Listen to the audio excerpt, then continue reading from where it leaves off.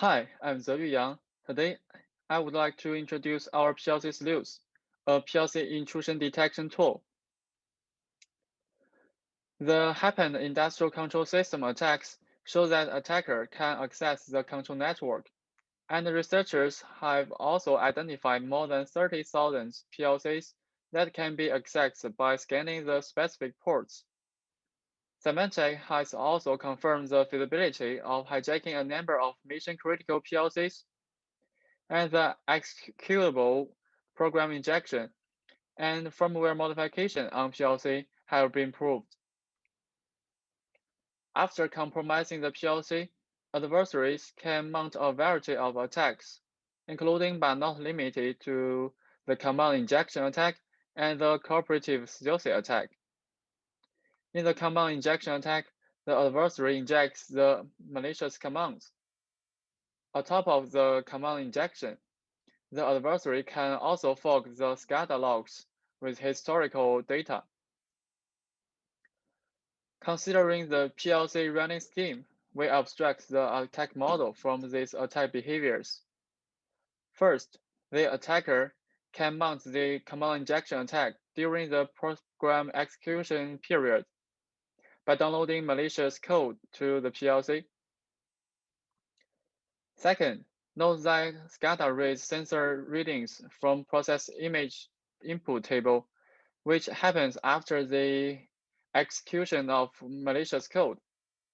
So the attacker can replay normal sensor readings to the PLC's process image input table to hide the attacks. Third, SCADA reads from the process image output table, which logs all commands and remains unchanged after the execution of the program. In this way, SCADA obtains control commands that are actually issued. So the attacker cannot modify the records of the actual commands. To mitigate the impact of the PLC attack, by using the SCADA logs, we propose a control environment-based PLC intrusion detection and localization scheme. How can the SCADA logs represent the PLC state? Let's introduce the concept of feedback control loop in control science and engineering society. A typical control system has four main components, which are organized as feedback control loops. A predefined state of a physical process are the control goals.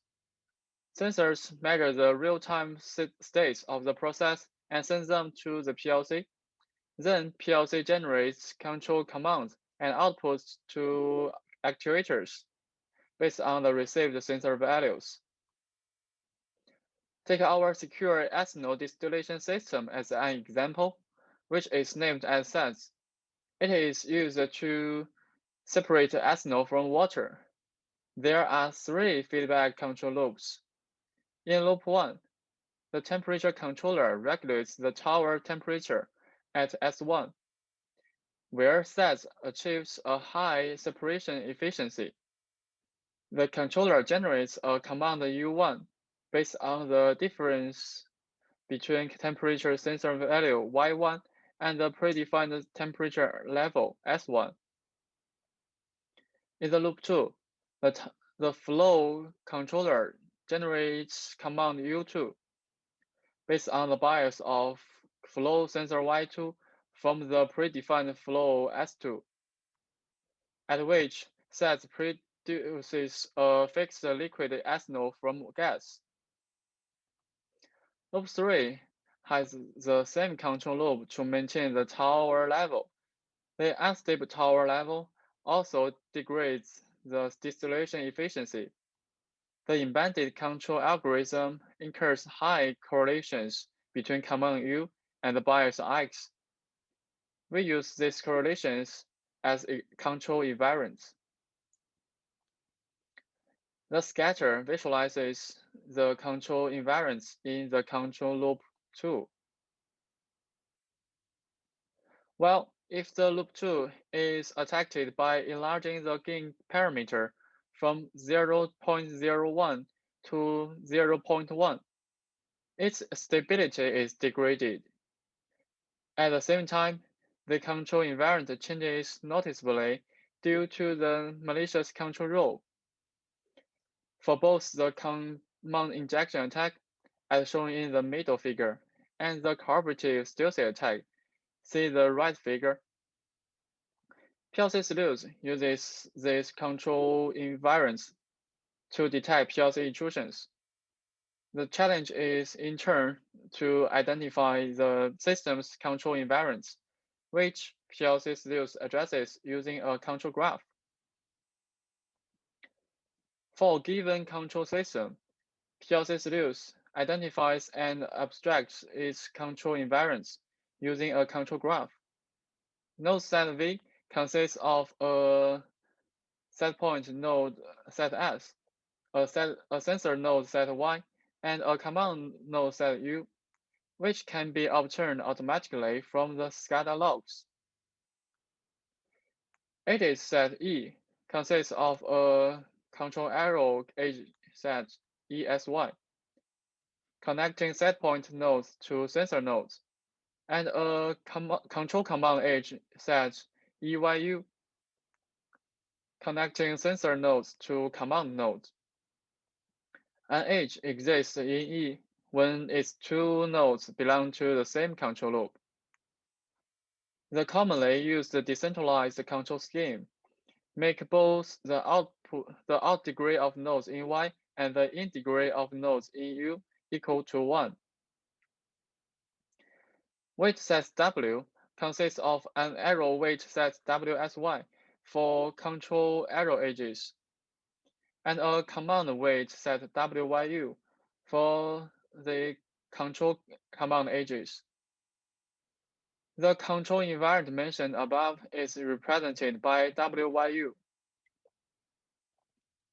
The weight of control arrow edge captures the average difference between system sensor Y and the corresponding setpoint S. The weight of control command edges is defined by the correlation between command U and sensor Y. Mutual information is an intuitive metric to define command weight. It captures the dependency between variables using the static probability distribution. However, the mutual information has a limited ability to quantify the dynamic correlation between sensor measurements Y and command U, as shown in the scatter. To mitigate the above limitation, we define a novel transition correlation. Using the correlation between the two time series of command U and sensor Y. As visualized in the right figure, the close to diagonal path indicates much stronger correlations. The compared metric values show that the TMI measures the correlation between sensors and commands more accurately. PLC Sleuth first constructs the control graph of the system by identifying the variables connections and the corresponding weights based on the historical traces in data. Then it monitors the time series of weight WYU to detect and localize PLC attacks. How can we get the control graph? To avoid human effort and privacy concern, PLC Sleuth constructs the control graph automatically using a data-driven approach, only using the historical SCADA traces. For example, the 17 traces in sets. PLC Sleuth identifies the nodes of graph automatically using the scatter logs. We still take the loop 2 in sets as an example. The setpoint variables are of constant values. The sensor readings are of constant and small vibrations. The control command are of continuous and smooth values. So by finding the constant variable, PLC Sleuth first identifies the setpoint node set as. Then, by calculating the vibration to signal ratio of variables, PLC Sleuth identifies sensor nodes set and command node set. On top of the identified node, PLC Sleuth has to identify the edge and determine their weights. Let's first consider the construction of control graphs for PLC, which consists of loops with only a single feedback channel. Step 1. Identify the set ESY. In the feedback control system, we expect the sensor reading Y to be close to its corresponding setpoint S. So for each setpoint node, PLC Sleuth finds the sensor node such that the control arrow weight is the smallest in all node pairs. Taking sets as an example, S1, S2, S3 are set as 51 Celsius, 4.5 liter per minute, 0.3 meters, and the sensor reading Y1, Y2, Y3 fluctuate around 51, 4.5, 0.3. As a result, the corresponding weight tends to be small values. Step 2. Identify the set EYU. For each of the above identified arrow edges, PLC Sleuth further matches its sensor nodes to the command node of the same control loop by finding the maximum command weight. Step 3. Rematch the repeated edges. Because of the physical interactions, one command may also affect other control loops. As a result, one command may be matched with multiple sensor nodes. This violates the one integrity of command node. For the repeated command node, we delete its edges from graph by only keeping the edge with the maximal weight. Many real-world control systems use control loops with coupled feedback channels to improve their efficiency, such as the cascade control loop and the ratio control loop. They operate in a master and slave manner, as shown in the figures. To construct the edge set with multiple feedback channels, we first introduce the transfer node R. Only a subset of U are output to actuators in coupled feedback control loops, and the remaining command forms the transfer node set R. The transfer nodes R both act as commands of the master loop and the setpoint of the slave loops. Here, I explain the main idea about how to construct the coupled control loops. First, construct the master loop by using nodes set SYR, same as the construction of the single-channel feedback loops. Then, construct the slave by using the node set R, Y output U, also as the construction of the single-channel feedback loops. At last, by combining the master and slave loops, PLC Sleuth gets the whole control graph. We use the TE process to evaluate the control graph construction with multiple feedback channels later. PLC Sleuth then detects and localizes PLC intrusions at runtime using the constructed control graph. First, it uses a sliding window T to construct an online detector that monitors the command weights. Then it uses the non-parametric QSUM method to alarm if an anomaly is detected. PLC Sleuth localizes the forked command as the one triggering the anomaly alarm first. This strategy is intuitive because when compared to the directly forked command, cascade anomaly requires a longer time to cause instability to control system. We first deploy PLC Sleuth on the SAS system, including getting the traces from SCADA, training the control graph, and detecting the PLC intrusions.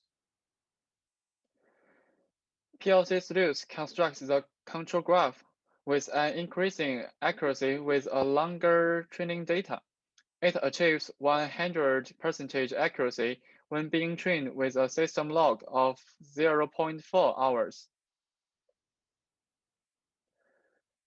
Then we evaluate PLC Sleuth with two attack scenarios. The attack 1. The attacker tampers the control parameter of the control algorithm. It decreases the cooling water flow and destabilizes the system at the 8400 sample. But before that, at the 7500 sample, it was detected by PLC Sleuth. Totally 450 seconds ahead.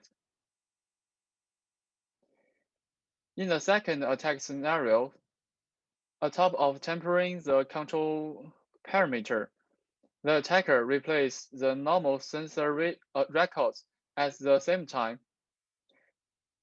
This attack still cannot evade the PLC Sleuth and even be detected after 15 seconds. And the PLC Sleuth localizes the attack as an alarmed loop because the attack only changes the control rules of the flow loop.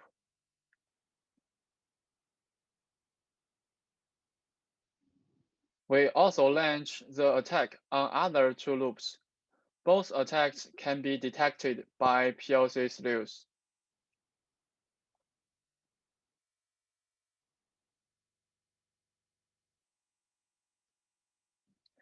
We totally launch 60 times attack on SAS. PLC Sleuth achieves a pretty high true positives. The configuration analysis shows that the threshold value hardly affects the true positive rate and reduce false positive alarms noticeably. However, it enlarges the detection latency. Well, and a larger detection window causes a relative lower true positives, but with smaller detection latency. This is because a larger time window facilitates PLC Sleuth capturing more reliable control invariants. We also evaluate PLC Sleuth with a simulated TE process, which is a standard chemical simulations, and is controlled by coupled feedback control scheme. There are 12 set points, 50 Y sensors, and 26 commands. These variables together form 17 feedback loops. Totally have 46 edges in control graph. PLC Sleuth achieves at most one error edge with a 20-hour training data. Note that the construction error mainly occurs at transfer variables because of the similar control rules, such as mismatch the sensor node Y40 to the transfer node R2. We also mount two attack scenarios in TE process. By adding white noise to the control command, the reactor temperature loop became unstable, while at the same time, The added noise causes huge change on the relationship between command and sensor, and can be captured by the command weight.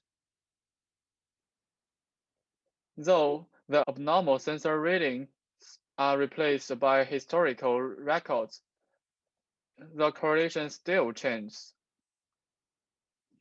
and can be captured by command weight. Each of the 17 loops in TE process is attacked for 10 times in both scenarios. PLC Sleuth achieves 100% true positives without any false alarms. Among all the alarms, PLC Sleuth localizes near 97% of them.